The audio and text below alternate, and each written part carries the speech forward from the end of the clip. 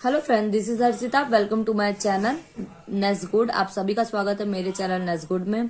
आज हम पढ़ेंगे हिस्ट्री क्लास 12 सेकेंड चैप्टर राजा किसान और नगर। राजा किसान नगर में एक इम्पोर्टेंट क्वेश्चन मैंने आपके अपने पिछले वीडियो में बताया था कि 16 महाजनपद। तो 16 महाजनपद के बारे में हम पढ़ेंगे। पहले 16 महाजनपद का जब ये क्वेश्चन आएगा तो उसका पहले नाम लिख लेंगे, उसके बाद से उसके बारे में एक एक महाजनपदों के बारे में आप लिखेंगे। तो ये इम्पोर्टेंट क्वेश्चन है। तो पहला है 16 महाजनपद का नाम मैं आपको बता रही हूँ। काशी, कुरु, कोसल, अंग, मगध, वज्र, सूरसेन, अस्मक, मल्ल, अवंती, गांधार, कंबोज। इस तरह से 16 महाजनपद है। तो पहला हम चलेंगे काशी पे। काशी को पढ़ेंगे।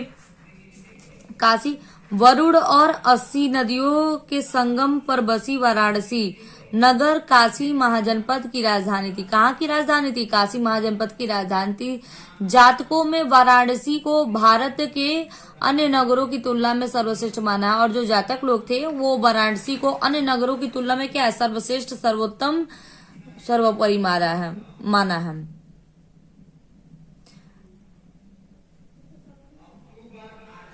गूतल जातक के अनुसार यह 12 योजन विस्तृत है। जैसे 12 योजन में ये क्या है? विस्तृत है। जैन ग्रंथों में वाराणसी का महत्व का उल्लेख करते हुए कहा गया कि जैन ग्रंथों में वाराणसी का जो उसके बारे में बताया गया है कि काशी नगर अवसेन तीर्थ अर्थ पार्श्वनाथ के पिता थे। इसमें ये कह रहा है कि जो है काशी नरेश जो अश्वसेन तीर्थकर जो तो पार्श्वनाथ के क्या थे? पिता थे। अब नेक्स्ट अब चलेंगे कुरु पे। इस महाजनपद की सीमाओं में वर्तमान मेरठ तथा दिल्ली के समीपवर्ती क्षेत्र है। कह रहा है कि इस महाजनपद की सीमाएं जो है इस समय वर्तमान में मेरठ जो है दिल्ली के समीपवर्ती क्षेत्र है, मतलब उसके पास की क्षेत्र है। किसके? दिल्ली के। जातक संख्या 537 महाभूत सेम के अनुसार यह राज्य 330 योजन में फैला हुआ। 330 योजन में क्या है? ये राज्य फैला हुआ है। बौद्ध ग्रंथ में भी कुरु था और बौद्ध ग्रंथ में भी कुरु का वर्णन है। महात्मा बुद्ध के समय यह राज्य अपना महत्वपूर्ण युग बिताकर छोटे गणराज्य के रूप में विद्यमान था। महात्मा बुद्ध के समय भी ये अपना महत्वपूर्ण राज्य बिताकर छोटे गणराज्य में ये विद्यमान था। अब हम पढ़ेंगे तीसरा कोसल। इस महाजनपद के परिचय में पंचाल, दक्षिण में समीरवर्त नदी, पूर्व के सदानीर नदी, जो उस पूर्वी भाग में जो सदानीर नदी थी जो इसे विदेह राज्य से अलग करती थी। किसको करती थी? कोसल को विदेह राज्य से अलग करती थी सदानीर नदी। तथा उत्तर में नेपाल पहाड़ का क्या था? क्षेत्र था। इस राज्य का आधुनिक रूप अवध प्रांत कहा जा सकता है। और इस राज्य का आधुनिक रूप क्या है? अवध प्रांत कहा जा सकता है। अब हम चलेंगे चौथे पे पांचाल। इस महाजनपद में आधुनिक रुहेलखंड तथा उसके आसपास में बदायूं, फर्रुखाबाद तथा बरेली आदि जिले सम्मिलित हैं। क्या है? बदायूं, फर्रुखाबाद और आदि जिले क्या है? उसमें सम्मिलित हैं।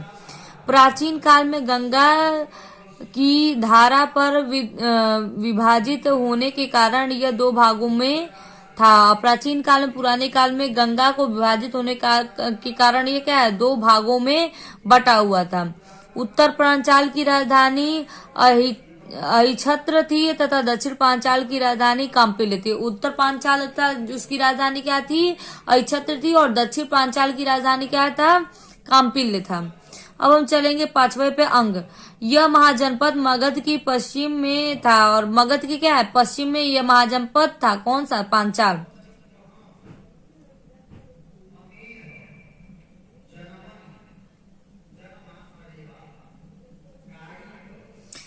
तथा इन दोनों राज्यों को चंपा नामक नदी विभाजित करती। कौन विभाजित करता था?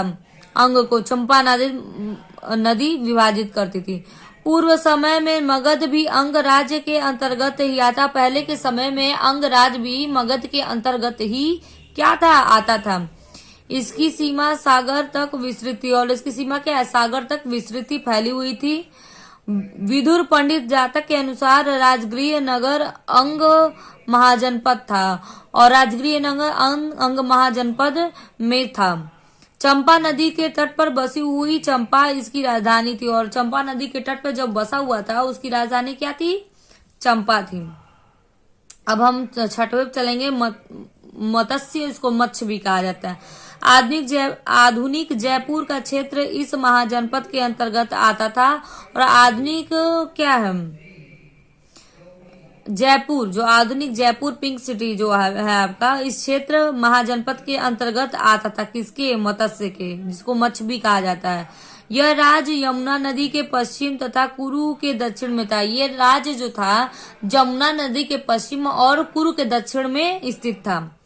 अपने शासक के विराट के नाम पर आधारित विराट नगर इसकी राजधानी थी। अपने क्या है, शासक विराट के नाम पर आधारित जो विराट नगर था उस पे इसकी क्या थी, इसकी राजधानी।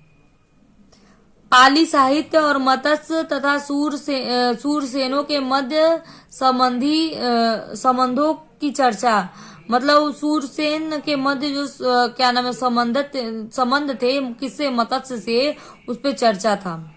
अब हम सातवां पढ़ेंगे, मगध। गुंतर निकाय में वर्णित महाजनपदों की क्रम संख्या में यद्यपि मगध नाम सप्तम स्थान पर, मतलब 7वें स्थान पे था क्या, मगध नाम।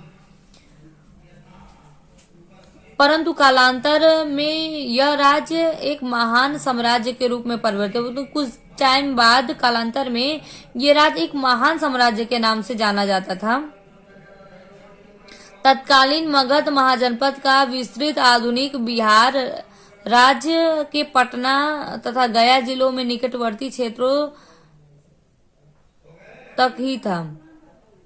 इसमें कह रहा है विस्तृत आधुनिक बिहार, जो उस समय विस्तृत आधुनिक इस समय का जो बिहार है, राज्य के पटना तथा गया जिले, जो उसका राज्य है पटना, उसके गया जिलों में निकटवर्ती क्षेत्र तक ही था क्या, मगध। 8वां, सूरसेन। इस महाजनपद की राजधानी मथुरा थी, और बौद्ध ग्रंथों में उल्लेखना अनुसार सूरसेन शासक अवंतीपुत्र महात्मा बुद्ध के उन सर्वप्रथम शिष्यों में था। इसमें ये कह रहा है कि बौद्ध ग्रंथ में उल्लेखना अनुसार, मतलब बौद्ध ग्रंथ में ये बताया गया कि सूरसेन शासक जो था अवंतीपुत्र महात्मा बुद्ध के सर्वप्रथम क्या था, शिष्य था। सबसे पहले शिष्य कौन बना था, अवंतीपुत्र, जिसके कारण इस प्रदेश में बौद्ध मत का प्रचार था, और उस प्रदेश में इसी के कारण बौद्ध मत का प्रचार था क्योंकि वो उसका शिष्य बना था। शासक अवंतीपुत्र के नाम के आधार पर यह कहा जा सकता है कि सूरसेन अवंती महाजनपदों में वैवाहिक संबंध थे। सूरसेन और अवंती महाजनपदों में क्या था, वैवाहिक संबंध था, ये कहा जा सकता है। अब हम पढ़ेंगे 9 वज्र। प्रोफेसर रीज डेविस तथा कनिधम के अनुसार वज्जी के 8 जातीय संघ में सम्मिलित था। वज्जी क्या था, 8 जातीय संघ में सम्मिलित था। इसमें विदेह, ज्ञानेत्री, लिच्छवी तथा स्वयं वज्जी प्रमुख थे। इसके अतिरिक्त अन्य 4 विषय में किसी निश्चय का अभाव था। उसमें 4 विषय में क्या है, किसी निश्चय का अभाव था, कोई उसमें चीजें क्लियर नहीं हो रही थी। अब हम पढ़ेंगे 10वां, अस्मक। अस्मक अथवा अस्मक दक्षिण भारत के प्रमुख नदी गोदावरी के तट पर स्थित था। जो अस्मक था प्रमुख नदी गोदावरी के तट पर क्या था, स्थित था। पोटेन अथवा पोतली नामक नगर था, यहाँ महाजनपद की राजधानी। पोटेन अथवा पोतली नामक क्या था, नगर था, जिसमें इसकी महाजनपद की राजधानी थी। प्रोफेसर भंडारकर के अनुसार असमक में उत्तर की ओर मालक तथा दक्षिण की ओर कलिंग स्थित था। उत्तर की ओर क्या स्थित था? मालक था, और दक्षिण की ओर क्या स्थित था? कलिंग था। अब हम पढ़ेंगे मल्ल। यह महाजनपद 2 भागों में विभाजित है। कौन? मल्ल। इसमें पहली कुशावती तथा अथवा कुशीनारा मल्ल साखी थी। पहली कुशावती थी तथा उसमें मल्ल नारा की मल्ल शाखा थी, तथा दूसरी पावा तथा मल्ल शाखा थी, और दूसरी क्या थी? पावा थी तथा मल्ल शाखा थी। कुशीनारा तथा पावा में व्यवस्थित भौगोलिक स्थिति में मतभेद है, और कुशीनारा पावा में व्यवस्थित भौगोलिक स्थिति में क्या है? मतभेद है। आपस में सामंजस्यता नहीं है।